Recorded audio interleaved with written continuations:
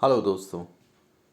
Hit and run मामले को आज हम WHO, Indian government data, world health ranking की स्टैट्स के साथ अपार्ट IPC की सेक्शन 279, 304A, 338 व भारतीय न्याय संहिता सेक्शन 106(2) इन्हीं सभी चीज़ों को विस्तृत इस पूरे वीडियो में जानने की कोशिश करते हैं कि आखिर ये है क्या।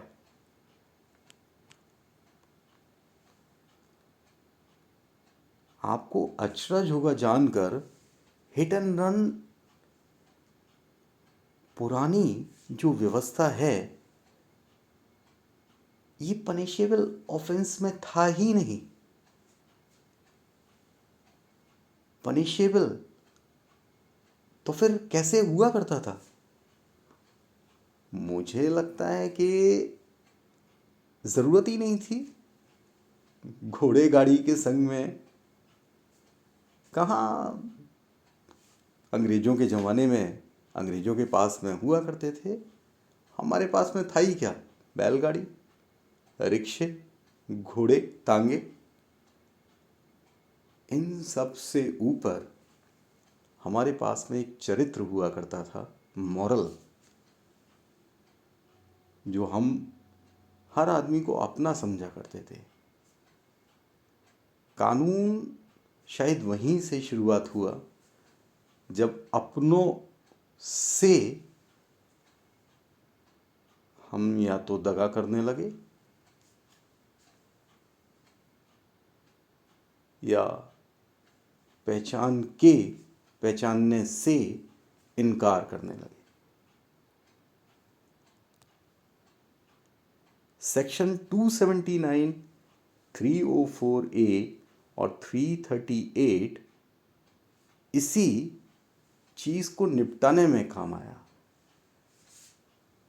279, अगर हम रैश ड्राइविंग कर रहे हैं तब ये हमें जेल जाने के लिए बाध्य करता है 6 महीने या 1,000 रुपये का फाइन या दोनों। 304A अगर किसी की मृत्यु हो जाए तो ये सेक्शन काम करता है, वो भी सिर्फ 2 साल तक की जेल। सेक्शन 338 में दोनों ही चीज़ें, 2 साल तक की जेल भी आती है और 1,000 रुपये का जुर्माना भी आता है अगर सामने वाला बहुत ज़्यादा इंजर्ड हो गया है।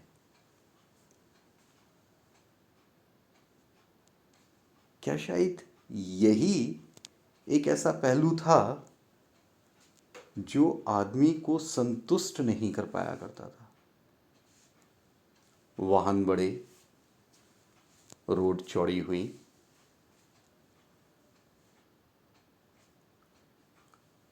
नियम बदलना भी ज़रूरी है, बदलने भी चाहिए। देखते हैं आगे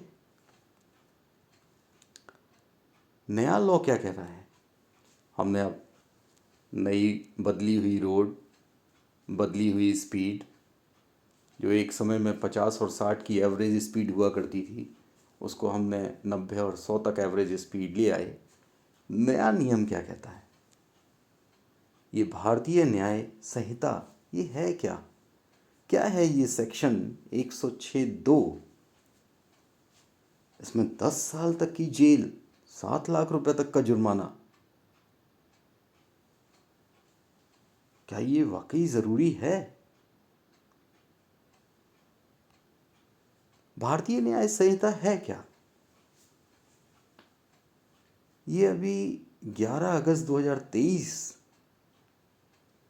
को हमारे भारतीय विधेयक में अमित शाह जी ने पेश किया लोकसभा में, और IPC 1860 वो इनएक्टिव हो गई। बस तभी से भारतीय न्याय संहिता का जन्म हो गया। ये हमारे कुछ स्टैट्स हैं जो बताते हैं कि रोड एक्सीडेंट स्टेट वाइज किस तरीके से हुआ है। मैं थोड़ा सा बड़ा करता हूँ जिससे कि हम लोग देख पाएँ। आंध्र प्रदेश के अंदर 8,000 तकरीबन, और 28 स्टेट्स के अंदर अगर मैं टोटल कर रहा हूँ तो ये 1,53,185 टोटल एक्सीडेंट, रोड एक्सीडेंट्स हैं। ये हमारी गवर्नमेंट की साइट्स, इंडियन गवर्नमेंट की साइट बताती है। यूनियन टेरिटरीज़ की अगर मैं बात करता हूँ तो हमारे पास में 8 यूनियन टेरिटरीज़ हैं।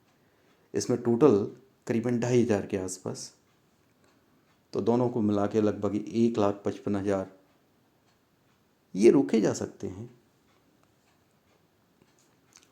अकेली दिल्ली जो कि कैपिटल है, उसके अंदर 3 साल का डेटा मुझे मिला जिसमें लगभग 2,000 के आसपास। हालांकि अच्छी बात यह है कि 2019 जो कि नवीनतम है उसमें कुछ सुधार है। वर्ल्ड हेल्थ रैंकिंग में डेथ रेट दिया हुआ है बड़ी खूबसूरती के साथ। 183 कंट्रीज़ वर्ल्ड वाइड में हमारा रेशियो 16.33% है।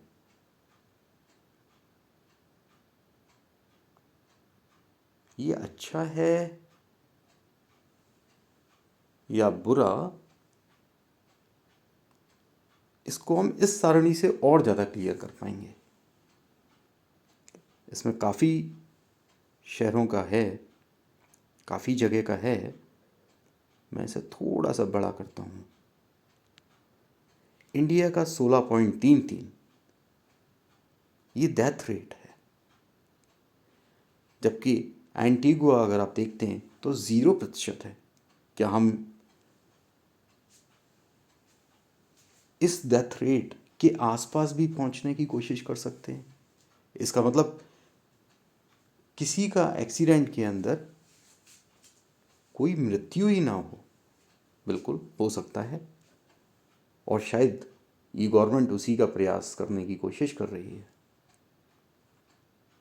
जबकि अगर हम डेवलपिंग कंट्रीज़ की बात करते हैं जो ऑलरेडी डेवलप्ड हैं, उसमें डोमिनिकन रिपब्लिक 67% के साथ लीड कर रही है।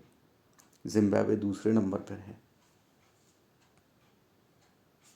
ये सारे रेफरेंसेस मैंने वर्ल्ड हेल्थ रैंकिंग, हमारी इंडियन गवर्नमेंट की साइट्स हैं, मैंने वहाँ से सारे कलेक्ट किए हैं।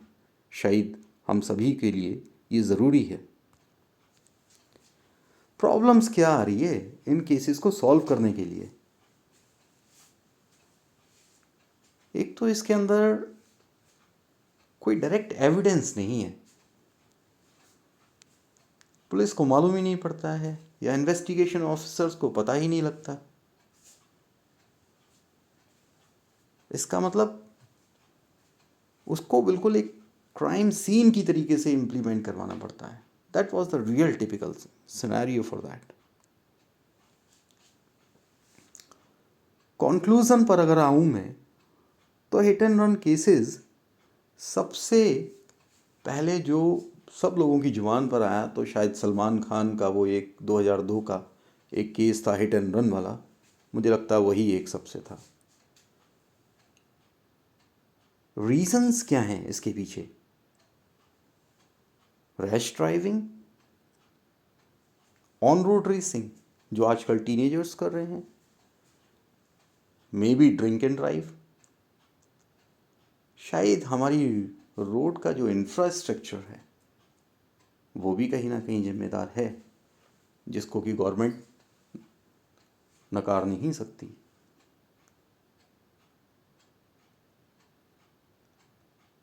सफ़र किसको करना पड़ता है? जो इंजर्ड या जिसकी मृत्यु हो गई। शायद करने वाला तो भाग जाता है।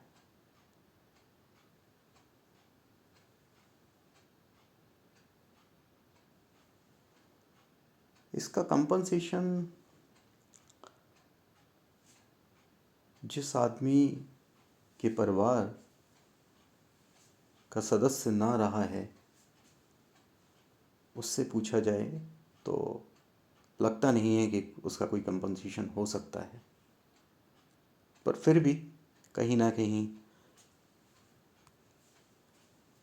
हमारे और आपके लिए कुछ चीज़ें प्रश्नचित ज़रूर हैं। क्या ये सारी लॉ ये पॉलिटिकली इन्फ्लुएंस होती है? इसी वजह से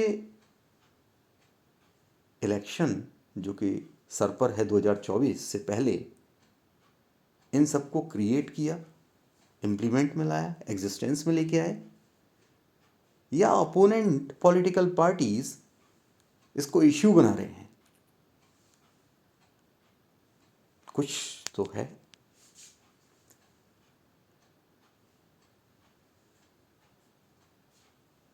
आपको ऐसा नहीं लगता कि ये सारी लॉ पहले पब्लिकली होनी चाहिए जिससे हमारा व्यू कर सके, इसको गवर्नमेंट रिव्यू करे,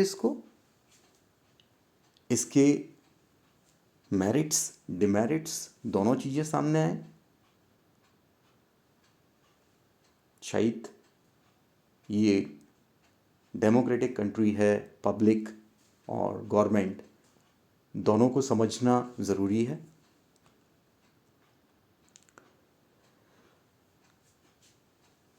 मैं कल शाम को 8 बजे इसी पर एक डिटेल्ड लॉ पर और ज़्यादा डीप जाके, तब तक आप मुझे कमेंट करें कि इसमें क्या कर सकते हैं, क्या होना चाहिए। और जैसे कि क्वेश्चंस था कि क्या ये पब्लिकली रिव्यू होना चाहिए इसका, उसके बाद में ये ऑपरेटिव हो, प्लीज़ आप मुझे ज़रूर दीजिए इसके जवाब। धन्यवाद।